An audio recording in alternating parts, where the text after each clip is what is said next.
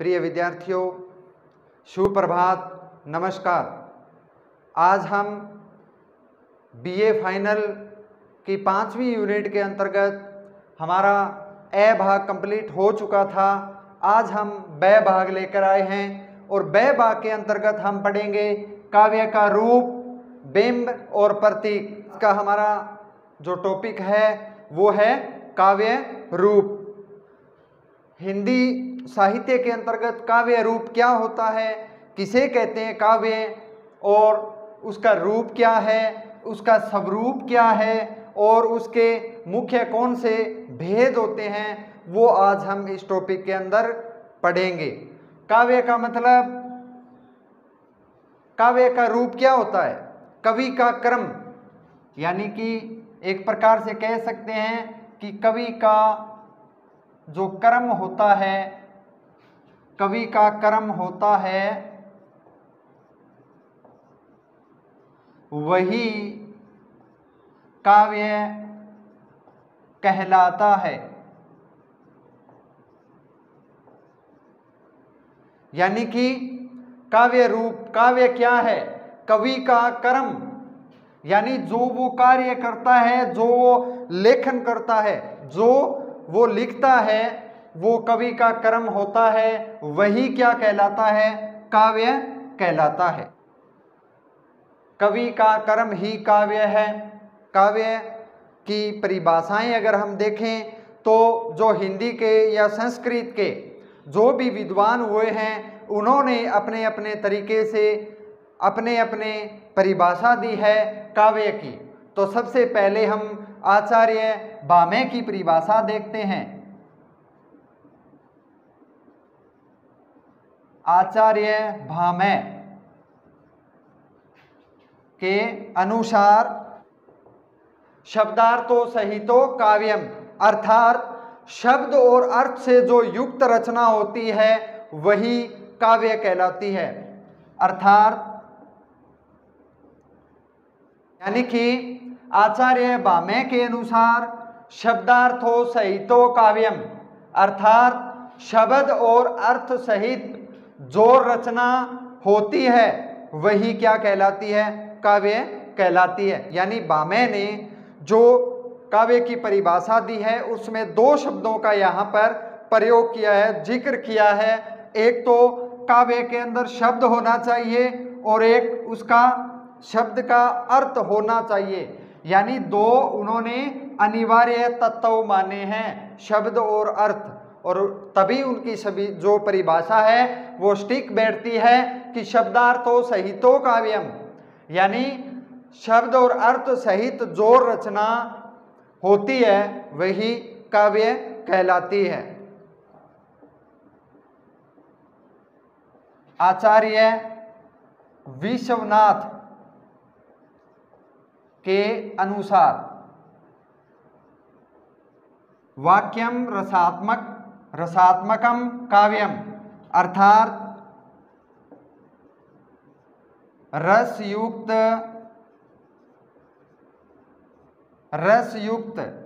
वाक्य ही काव्य है।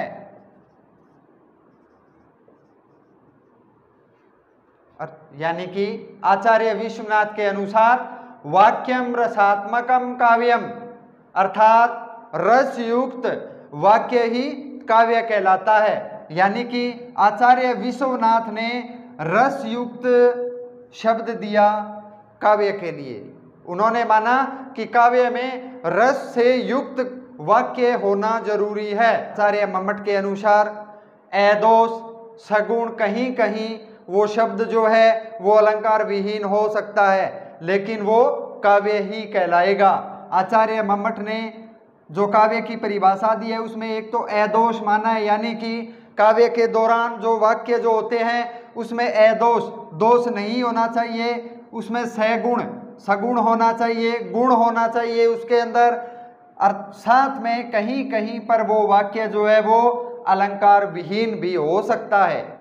आचार्य पंडित राज जगन्नाथ की परिभाषा के अनुसार रमणीयार्थ प्रतिपादकम शब्दम काव्यम, अर्थात रमणीय अर्थ प्रदान करने वाले शब्द ही क्या कहलाते हैं, काव्य। इन्होंने माना कि जो शब्द हैं उसके अंदर जो अर्थ है वो रमणीय अर्थ प्रदान करने वाले होने चाहिए। रमणीय यानी सुंदर जो रूप है जो शब्दों का वो उसके अंदर अनिवार्य होना जरूरी है। हिंदी के समालोचक के जनक सिद्धांत आचार्य रामचंद्र शुक्ल के अनुसार जिस प्रकार आत्मा की मुक्तावस्था ज्ञान दशा कहलाती है, उसी प्रकार हृदय की मुक्तावस्था रस दशा कहलाती है। और हृदय की इसी मुक्तावस्था में जो रचना वाणी विधान करती है, विचार करती है, वही रचना जो है वो काव्य कहलाती है। काव्य की परिभाषा के दौरान हमने देखा कि सबसे पहले आचार्य भामे ने कहा था कि शब्दार्थो सहितो काव्यम, अर्थात शब्द और अर्थ से युक्त जो रचना है वो काव्य कहलाती है। फिर उसके बाद विश्वनाथ ने कहा कि वाक्यम रसात्मक काव्यम, यानी रस युक्त जो वाक्य है वही क्या है, काव्य है। उसके बाद मम्मट आई, उन्होंने कहा कि काव्य के दौरान अदोष होता है, सगुण होता है, और कहीं कहीं पर जो रचना होती है वो अलंकार विहीन भी हो सकती है, वो भी एक काव्य के दौरान आता है। उसके बाद हमने देखा पंडित राज जगन्नाथ की परिभाषा कि रमणीयार्थ शब्दम प्रतिपादकम शब्दम काव्यम, यानी पंडित जगन्नाथ जी है वो मानते हैं कि जो वाक्य है वो रमणीय अर्थ प्रदान करने वाला होना चाहिए। उसके बाद हिंदी के समालोचक आचार्य रामचंद्र शुक्ल ने कहा था कि जिस प्रकार आत्मा की जो मुक्तावस्था है वो ज्ञान दशा कहलाती है, उसी प्रकार जो है हृदय की मुक्तावस्था जो है वो रस दशा कहलाती है। और हृदय की इसी मुक्ति की साधना के लिए जो मनुष्य की जो वाणी विधान जो रचना करती है वही क्या कहलाता है, काव्य कहलाता है। तो सर्वमान्य रूप से काव्य की परिभाषा क्या हो सकती है कि कवि की निर्दोष सगुण रमणीयार्थ अलंकृत भावात्मक अभिव्यक्ति जो होती है वही क्या है, काव्य कहलाती है। यानी काव्य के दौरान शब्दों में कोई दोष नहीं होना चाहिए, उसके अंदर सगुण यानी गुण सहित होना चाहिए, वो जो वाक्य है वो रमणीय अर्थ प्रदान करने वाले होने चाहिए, और उसमें अलंकार भी होना चाहिए, और वो जो काव्य है वो भावात्मक अभिव्यक्ति प्रदान करने वाला होना चाहिए। यानी उसके अंदर एक कवि का कर्म, कवि का भाव उसके अंदर वो जुड़ा होना चाहिए, और वही क्या कहलाता है, काव्य कहलाता है। काव्य शास्त्र में जो है काव्यों को अनेक भागों की दृष्टि से अनेक भागों में बांटा गया है, जैसे रचना की दृष्टि से, विषय की दृष्टि से और भाव की दृष्टि से। यानी काव्यों को हमें जो है रचना, विषय या भाव की दृष्टि से हम इसको बांट सकते हैं कि क्या क्या रूप हो सकते हैं। तो आचार्यों ने रचना की दृष्टि से काव्यों के दो प्रकार के भेद माने हैं, और वो भेद हैं दृश्य काव्य और श्रव्य काव्य। यानी दृश्य काव्य का सीधा सीधा अर्थ हम ले सकते हैं कि जो हमें कविताएं, जो हमें नाटक, जो प्रकरण, जो भाव है वो हमें देखने को मिलता है, यानी जो दिखाई देता है वो दृश्य काव्य। और ऐसी रचनाएं, ऐसे पाठ, कविताएं जो हमें केवल सुनने को मिलती है वो हम श्रव्य काव्य के अंतर्गत हम इसको रख सकते हैं। तो आइए विद्यार्थियों, हम एक स्ट्रक्चर के माध्यम से काव्य के भेदों को समझते हैं। यानी सबसे पहले हमें काव्य के भेदों को रचना, विषय और भाव की दृष्टि से अनेक प्रकार में हम इसको बांट सकते हैं। और काव्य को रचना की दृष्टि से आचार्य विश्वनाथ के अनुसार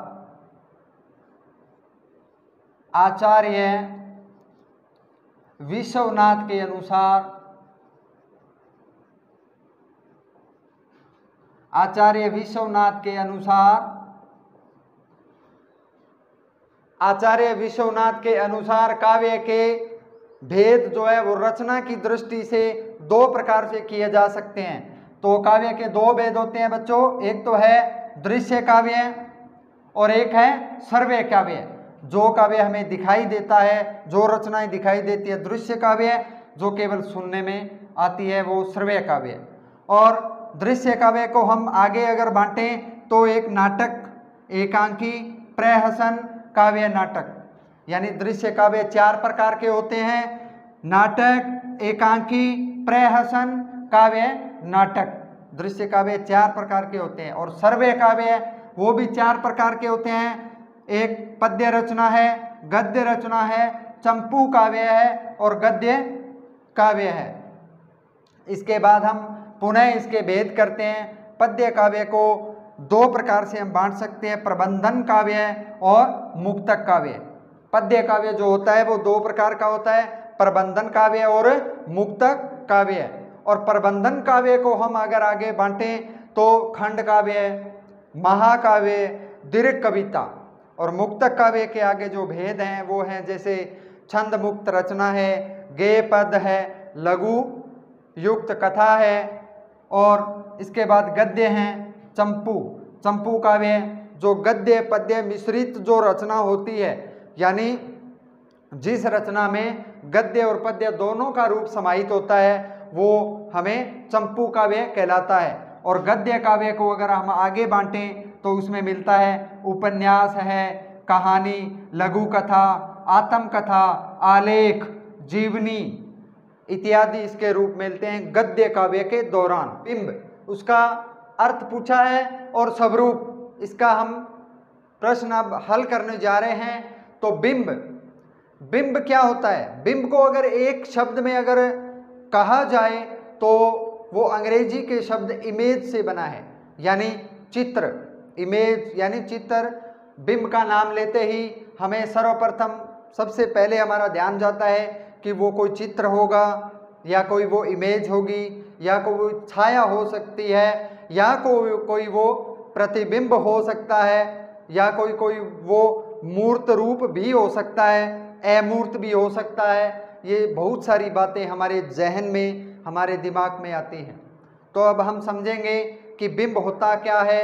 बिंब है, बिंब विधान जो है प्रमुख रूप से काव्य का चित्र धर्म है और इसका क्षेत्र जो है अत्यंत व्यापक, गहन और गूढ़ है। यानी कि बिंब क्या होता है?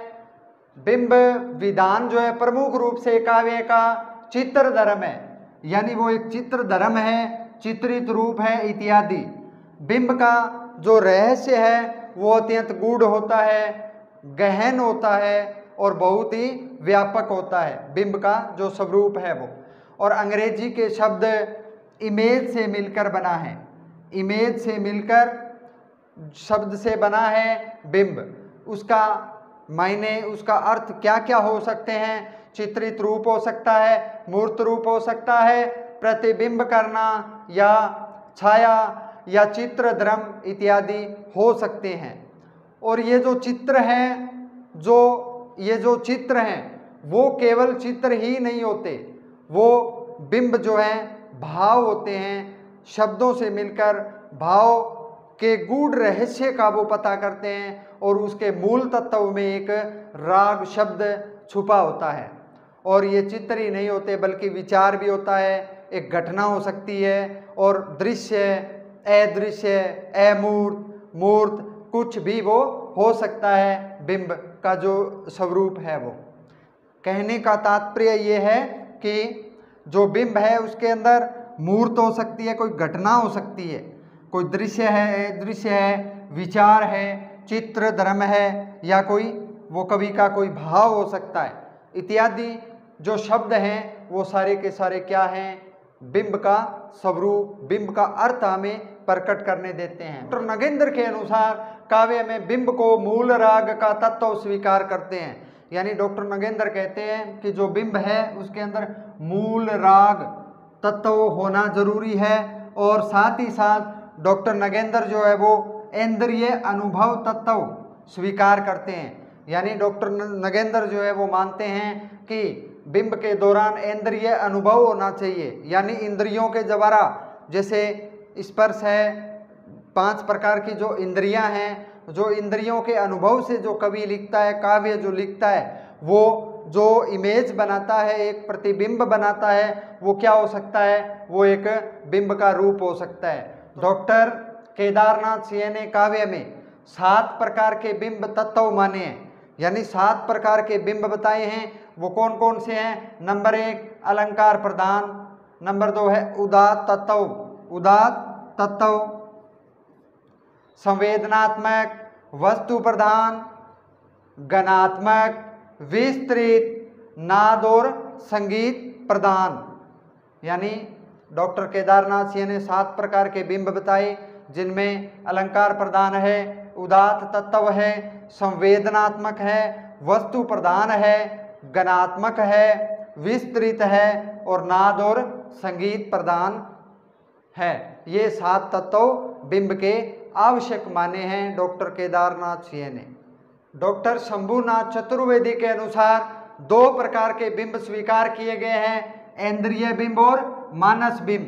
यानी जहां पर डॉक्टर केदारनाथ सिंह ने 7 तत्व स्वीकार किए, वहीं पर शंभुनाथ चतुर्वेदी ने 2 ही तत्व माने हैं, इंद्रिय बिंब और मानस बिंब। उसके बाद निष्कर्ष के रूप में अगर हम इसको कहें तो कह सकते हैं कि बिंब है शब्दों में चित्रित किए जाने वाला न्यूनाधिक संवेदनात्मक चित्र है, जो मानवीय भावों से संबंधित है। पहले हमने काव्य रूप का अर्थ स्वरूप देखा, उसके बाद हमने बिंब का जो टॉपिक पढ़ा। अब हम करने जा रहे हैं प्रतीक। बीए फाइनल में जो प्रतीक जो शब्द जो टॉपिक जो लगता है वो है साहित्य कोश के अनुसार प्रतीक शब्द का प्रयोग अथवा गोचर वस्तु के लिए किया जाता है। यानी कि प्रतीक शब्द का प्रयोग उस दृश्य अथवा गोचर वस्तु के लिए किया जाता है, दृश्य अथवा गोचर वस्तु के लिए किया जाता है जो किसी अदृश्य अगोचर के प्रति विषय के प्रति साहचर्य के कारण बनती है। अर्थात हिंदी साहित्य कोश के अनुसार प्रतीक शब्द का जो प्रयोग है वो उस दृश्य अथवा गोचर वस्तु के लिए किया जाता है जो किसी अदृश्य अगोचर विषय के प्रति साहचर्य का कारण बनती है। यानी कि जो गोचर वस्तु है, जो इस जगत में गोचर वस्तु है, जो दिखाई देती है, जो दृश्य जो वस्तु है, उसके प्रति जो है वो अदृश्य अगोचर के प्रति विषय के प्रति साहचर्य का कारण बनती है। और काव्य के दौरान काव्य में अप्रस्तुत विधान के कारण, रूपक लक्षणा के कारण भावाभिव्यक्ति को मधुर ललित बनाने के लिए प्रतीकों का प्रयोग आवश्यक है या किया जाता है। यानी प्रतीक शब्द का जो प्रयोग है वो क्यों करते हैं कवि, किस लिए करते हैं? वो काव्य में अप्रस्तुत विधान के कारण, जो प्रस्तुत नहीं है उसको रोचक बनाने के लिए अप्रस्तुत विधान के कारण, रूपक लक्षणा समावेश के कारण, भावाभिव्यक्ति को मधुर ललित बनाने के लिए प्रतीकों का प्रयोग किया जाता है। पाश्चात्य विद्वानों में डॉक्टर अर्बन के अनुसार प्रतीक जो है वो 3 प्रकार के होते हैं। यानी पाश्चात्य विद्वानों में डॉक्टर अर्बन जो है 3 प्रकार के प्रतीक बताते हैं। नंबर 1 पर है ऐच्छिक प्रतीक, यानी कवि जो है वो ऐच्छिक प्रतीक इच्छा के अनुसार वो करते हैं। नंबर 2 पे है वर्णनात्मक प्रतीक, नंबर 3 पे है सूक्ष्म प्रतीक। यानी डॉक्टर अर्बन 3 प्रकार के प्रतीक मानते हैं, ऐच्छिक प्रतीक, वर्णनात्मक प्रतीक और सूक्ष्म अंतर्दर्शी प्रतीक। इसी क्रम में आगे हम देखते हैं कि ईट्स, पाश्चात्य विद्वान ईट्स और सीपी बावरा के अनुसार उन्होंने प्रतीक 2 प्रकार के बताए हैं, एक तो ध्वनि निर्भर और एक दृष्टि निर्भर। यानी ईट्स और बावरा के अनुसार ध्वनि निर्भर और दृष्टि निर्भर, ये 2 प्रकार के प्रतीक इन्होंने बताए हैं।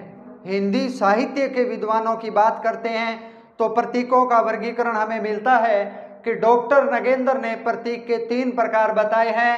नंबर 1 पे सृजन के प्रतीक, नंबर 2 पे है दवंश के प्रतीक, नंबर 3 पे है काव्य श्रृंगार के प्रतीक। यानी डॉक्टर नगेंद्र के अनुसार प्रतीक के 3 प्रकार होते हैं, सृजन के प्रतीक, दवंश के प्रतीक, काव्य और श्रृंगार के प्रतीक। तो 3 प्रकार के प्रतीक इन्होंने बताए हैं। उसके बाद हम देखते हैं कि हिंदी के विद्वान डॉक्टर केदारनाथ सिंह ने प्रतीकों के 5 भाग बताए हैं, 5 भेद बताए हैं। कौन कौन से हैं?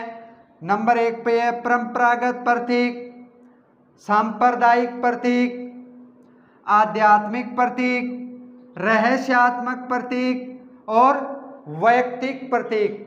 यानी डॉक्टर केदारनाथ सिंह ने प्रतीकों के 5 प्रकार बताए, परंपरागत रूप से प्रयोग किए जाने वाले, सांप्रदायिक रूप से प्रयोग किए जाने वाले, आध्यात्मिक रूप से प्रयोग किए जाने वाले और रहस्यात्मक रूप से प्रयोग किए जाने वाले और वैयक्तिक रूप से प्रयोग किए जाने वाले, ये 5 प्रकार के प्रतीक इन्होंने बताए हैं। तो प्रिय विद्यार्थियों, प्रतीकों को अगर हम एक शब्द में देखें तो क्या कह सकते हैं कि भावाभिव्यक्ति को प्रखर बनाने, यानी जो कवि के जो भाव हैं, व्यक्ति के जो भावात्मक जो संवेदनाएं हैं, उसको प्रखर बनाने में, तथा जो अप्रस्तुत योजना है, यानी योजनाओं को, ऐसी अप्रस्तुत योजना को अलंकृत बनाने में प्रतीकों की विशेष भूमिका है। यानी एक कवि है, वो प्रतीकों का प्रयोग क्यों करता है? क्योंकि वो अपने भावों को प्रखर बनाने के लिए करता है और अप्रस्तुत योजना को अलंकृत बनाने में करता है, और प्रतीकों की विशेष इसमें भूमिका निर्मित रहती है, भूमिका जो है वो विशेष रहती है प्रतीकों की। तो प्रिय विद्यार्थियों, आज हमने प्रतीक के बारे में पढ़ा, बिंब के बारे में पढ़ा और काव्य रूप के बारे में पढ़ा। धन्यवाद।